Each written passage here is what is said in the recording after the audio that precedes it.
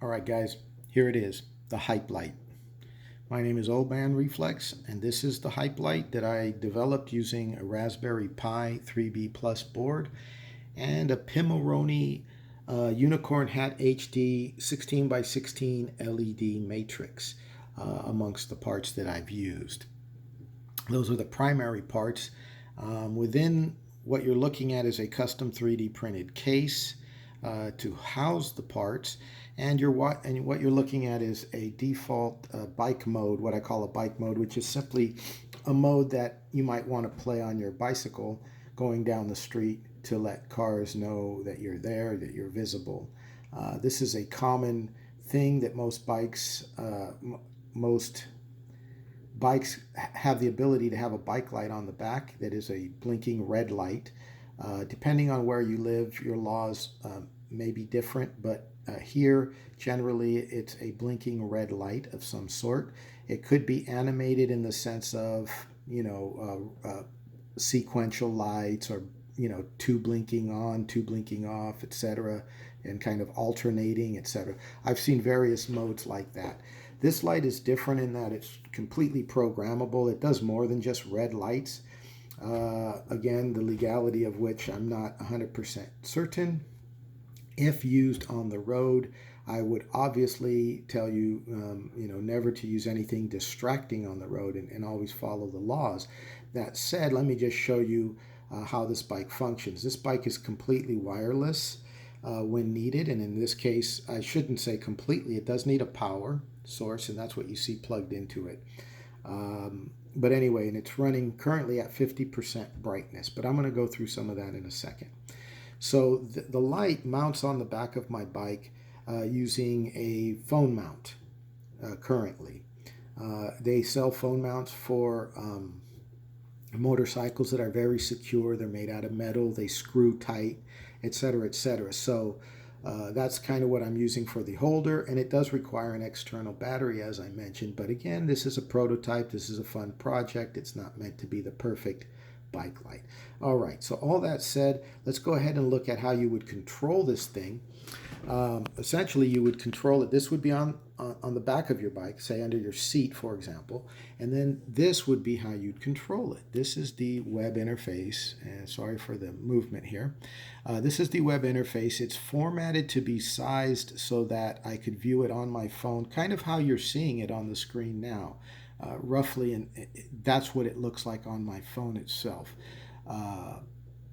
At the top, you can see I have the arrow buttons, the bike button, and then the other arrow button. And these are the three main modes which I believe would be used for this bike light.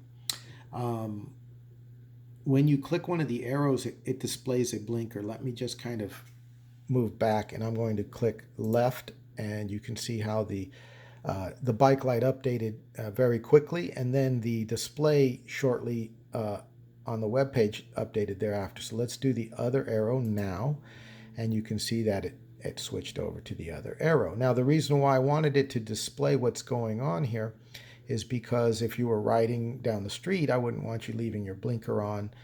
You'd be aware that the blinker was on. You could simply hit bike, and that would put it back into its standard bike mode. All right, and it does display, this picture is not an animated GIF. This is just reread every half second based off what's on that screen. In other words, that thing gets screenshotted every frame, and then this guy just reads in whatever the current screenshot is at that moment. But they don't refresh at the same rate. That's why this one looks jumpy, whereas this one looks maybe more smooth in its movement. Within the various modes, this is, as I said, is bike mode, and you can see here it says bike 1. This is the first bike mode.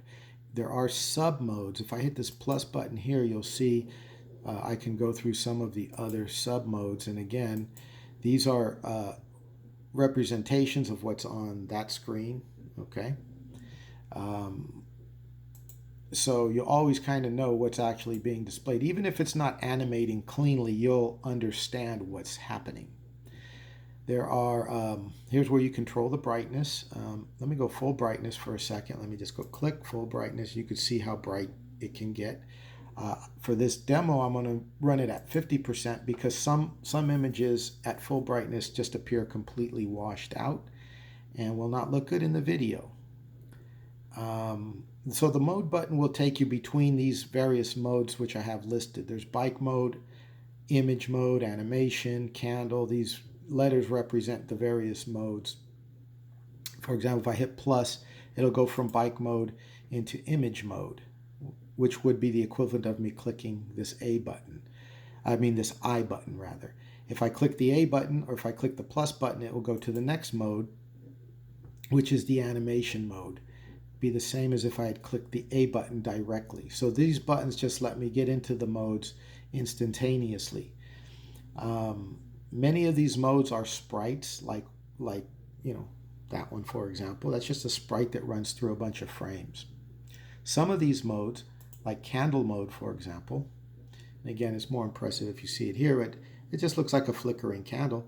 That's actually mathematically generated randomly every time you run it. So it's not really a looped animation. And like I say, this is updating as well based upon what's actually playing on the bike light. I'm going to go through some of these modes, but I'm going to point them at the bike light just so you get a better understanding. This is a flashback mode, which kind of goes through some colors. There's a heartbeat monitor type mode, a spark mode, a matrix mode. Again, I'm going to turn the brightness down just a bit. There you go. There's this crazy demo mode, which the source code for the hat came with that, and it was very impressive, so I just left it in there. Actually, many of these modes are from examples for the LED hat. I really only wanted to do some simple, images, animations, and text, maybe blinkers, that sort of thing, but the light gave me so much more. You have favorites you can set over here. Let me just put this back to bike mode. You have favorites over here, so like I can hit number 1 and it'll go to my first set favorite, etc. The button underneath the favorite number will set that favorite to whatever the current mode and sub mode is. And that's pretty much it. Oh, there is a text mode. So down here you can see you can actually type in the text that you want it to say, and then you hit the set button and it will actually play that text. Right? So once you've played that text, you can people could see it, then you could change it to whatever you want. So anyways, that's pretty much the entire light. Again, this runs completely independent on my phone and it controls that light. So that's my HYPELIGHT project.